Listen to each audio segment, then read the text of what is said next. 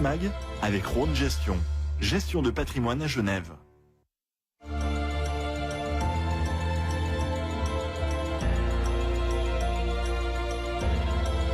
Mag avec Rhône Gestion, gestion de patrimoine à Genève.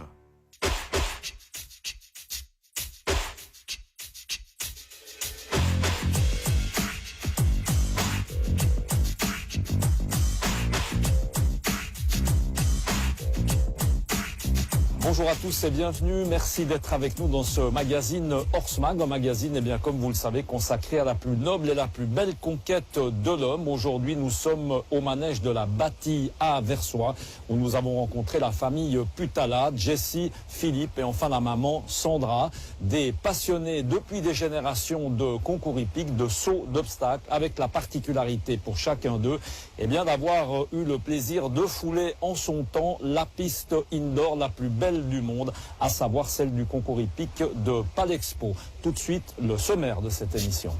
Jessie Putala, le jeune versoisien de 23 ans, monte aujourd'hui pour le compte des écuries de Corsier. Il est cette année vice-champion roman élite et participera pour la 6e fois au concours hippique international de Genève, en bénéficiant une nouvelle fois d'une wildcard bien méritée au Grand Prix 3 étoiles de Cran, en obtenant une très belle 2e place. Philippe, le papa, lui aussi cavalier international et personnage incontournable du milieu hippique genevois, a eu l'occasion de monter à plusieurs reprises à Palexpo et de gagner entre autres 5 fois la chasse sans selle. Philippe, un peu moins présent cette saison en piste, garde aujourd'hui du temps pour coacher son fils et pour l'enseignement. Et enfin, Sandra Rombaldi, la maman de Jessie, femme de cheval évidemment, qui a brillé jusqu'au plus haut niveau, jusqu'en Grand Prix, et qui a notamment dans sa carrière pu fouler elle aussi la piste du concours hippique international de Genève grâce à une wildcard et qui a été sacrée championne genevoise. Elle est également entraîneur et suit son fils de très près depuis le début de sa carrière. Allez, on commence ce magazine avec le plus jeune de cette famille Putala, Jessie, qui revient pour commencer sur sa brillante saison. Oui, c'est vrai que cette année, les chevaux ont très très bien sauté. J'ai pu compter sur eux justement sur 1 ou 2 chevaux depuis le début de la saison. Et c'est vrai qu'ils ont classé presque tous les grands prix auxquels ils ont participé, une bonne dizaine en tout cas. Beaucoup de classements à m50 aussi à l'étranger, dont une 2e place dans le Grand Prix de Tramontana où j'ai remporté la wildcard pour Genève. Encore gagné la semaine suivante un autre Grand Prix en Italie avec mon autre cheval justement. Et puis c'est vrai qu'on a terminé plus ou moins en beauté avec une 2e place au championnat roman élite. Alors maintenant on espère continuer sur cette lancée pour les 2 ou 3 derniers concours qui restent avant Genève. Jessie, cette année on a l'impression que vous avez mûri, que vous êtes beaucoup plus constant. C'est un peu votre opinion aussi? Oui, c'est vrai qu'à force de faire des concours, on passe des caps, on peut monter un peu plus sereinement sur des gros parcours et on se pose moins de questions. Et c'est vrai que quand on est en confiance, tout va mieux. C'est-à-dire qu'on se serait capable de monter ou de classer un Grand Prix. Et une fois qu'on en classe un, j'ai pu en classer un 2e, un 3e et ainsi de suite. Jessie, d'être encadré au niveau famille par son papa et sa maman, c'est un plus? C'est un gros plus, c'est vrai. C'est un plus surtout au départ. C'est-à-dire que sans forcément rien faire, on est dans le coup, on sait comment ça marche, on est au courant de plein de choses qui font qu'on a, je pense, pas mal d'avance sur une personne qui débuterait néophyte entre guillemets dans le milieu, au même âge que moi. Donc c'est un grand plus pour trouver des chevaux, des propriétaires, etc. en étant jeune. Et maintenant, c'est là que ça commence à devenir difficile à 23 ans. C'est-à-dire qu'il faut trouver des chevaux d'une autre qualité que ce qu'on a pu trouver jusqu'à maintenant pour pouvoir continuer à faire ce sport-là à haut niveau. Et là, maintenant, il va falloir qu'on trouve justement des solutions, des propriétaires qui puissent nous soutenir un peu plus que ce qu'on a maintenant. La relation familiale que vous avez aujourd'hui au niveau de votre encadrement, c'est la bonne solution? Je pense que pour le moment, c'est de toute façon la meilleure, ça c'est sûr.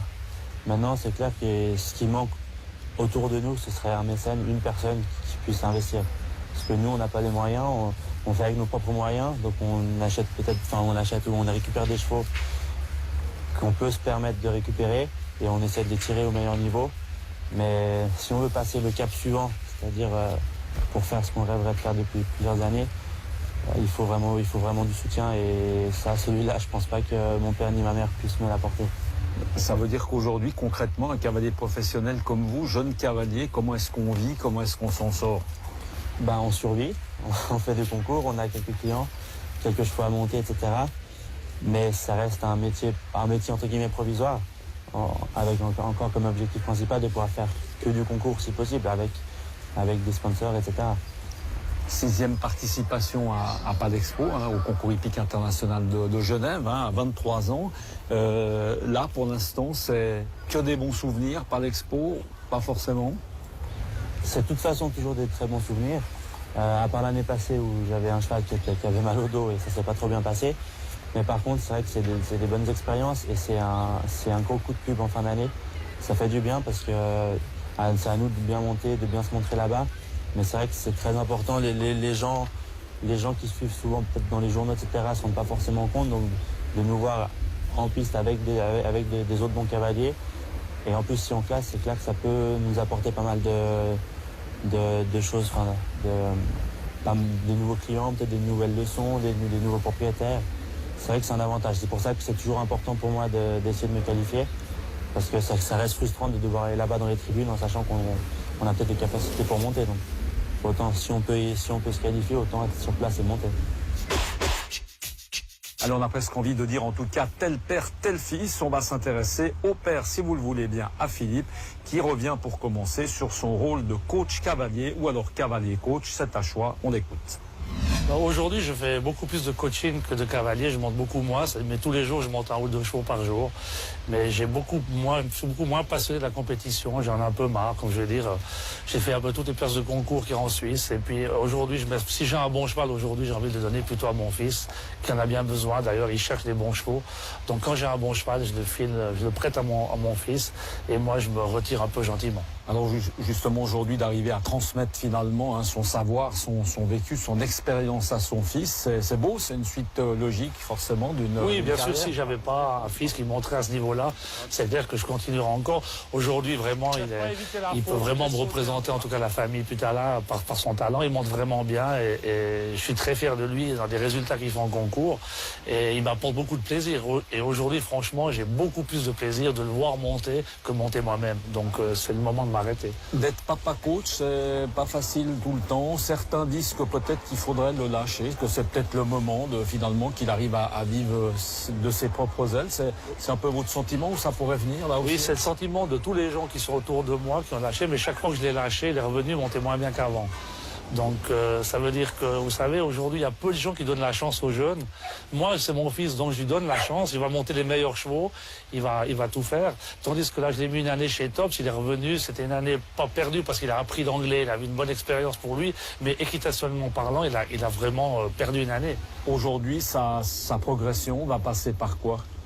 Aujourd'hui, sa progression, c'est de trouver un mécène, trouver un sponsor qui veut donner de l'argent vraiment, parce que ça coûte tellement cher que s'il n'a pas cette opportunité, il n'a aucune chance de faire du sport au haut niveau. Et je vois, moi j'ai eu une chance d'avoir un type, pour pas le nommer, qui s'appelle Maître Woodley, qui m'a aidé pendant 30 ans. C'était mon ami, mon frère, mon copain, c'était mon sponsor, mon mécène.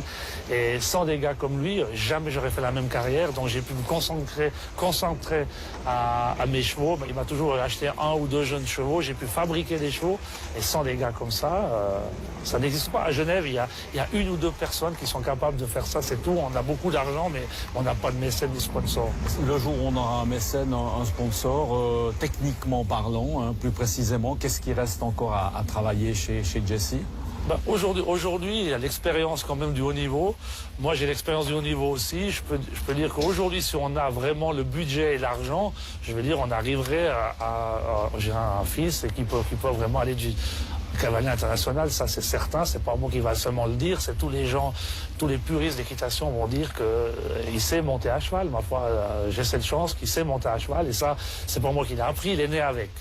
Quel souvenir ou peut-être même quel regret aujourd'hui par rapport à votre carrière? Je vais dire franchement... Est-ce qu'il y a des regrets, ça existe ou... Oui, des regrets toujours, mais Bon, il y a beaucoup, les gens ils oublient de savoir que dans ce sport-là, il y a une vie de famille quand même. On doit des fois quitter un pays, quitter un canton, quitter une ville, et puis on n'a peut-être pas envie parce qu'on a ses amis là, ses copains. Après on a un enfant qui arrive et il est jeune et on aimerait partir, on peut pas. Après on se marie, on veut pas partir non plus, on attend un petit peu. Et après on dit bon, il y a plein dans la vie, il y a plein de choses qui font que des fois les carrières ils suivent. Mais moi franchement, j'ai vécu une vie exceptionnelle. Comme cavalier. Alors je pense que je souhaite à mon fils d'avoir la même vie que moi, c'est-à-dire de pouvoir gagner sa vie déjà en montant à cheval. Voilà, on termine cette émission évidemment avec quelqu'un d'important, c'est Sandra, la maman de Jessie, qui revient pour commencer sur sa carrière de cavalière. Oui, j'ai une carrière quand même bien modeste par rapport à Philippe, mais c'est vrai que je l'ai suivi dans sa carrière. J'ai fait énormément avec lui, donc j'ai eu la chance de faire des grosses places de concours, de quand même monter pendant longtemps en Grand Prix, en tout cas en Suisse. Un tout petit peu à l'étranger, c'était plutôt pour l'accompagner. Mais j'ai eu la chance de monter beaucoup de chevaux de commerce, des chevaux différents. J'ai pas mal d'expérience là-dedans. Jessie était prometteur déjà comme enfant. Eh bien, Jessie, il était comme tous les petits cavaliers en poney au début et j'ai assez vite senti qu'il avait un don particulier, effectivement, à partir déjà sa première licence, où je voyais qu'il avait déjà le sens de la ligne, le sens de l'équilibre et le sens des chevaux. Voilà. Et c'est vrai qu'il était très vite en haut. Il a grimpé les échelles 2 fois plus vite que certains autres cavaliers. Aujourd'hui, quelle est votre part de succès par rapport à lui? Vous l'entourez, vous êtes toujours très proche de lui? Je l'ai beaucoup aidé quand il était dans les juniors. Je l'ai amené partout, je l'ai aidé à trouver des sponsors, des chevaux. Et maintenant, je m'efface un petit peu. Je suis toujours là pour lui donner un coup de main. Maintenant, comme il a changé d'écurie, alors on se voit un peu moins souvent, mais je suis toujours derrière s'il faut le moindre aide, même pour monter des chevaux ou quoi que ce soit. Voilà, merci en tout cas à vous de nous avoir suivis. On vous le rappelle, nous étions au manège de la Bâtie à Versoix en compagnie de la famille Putala, où tout est mis en œuvre pour que Jessie réussisse lui aussi cette carrière de concours hippique. On vous retrouve le mois prochain pour parler de cheval. À bientôt. Ciao.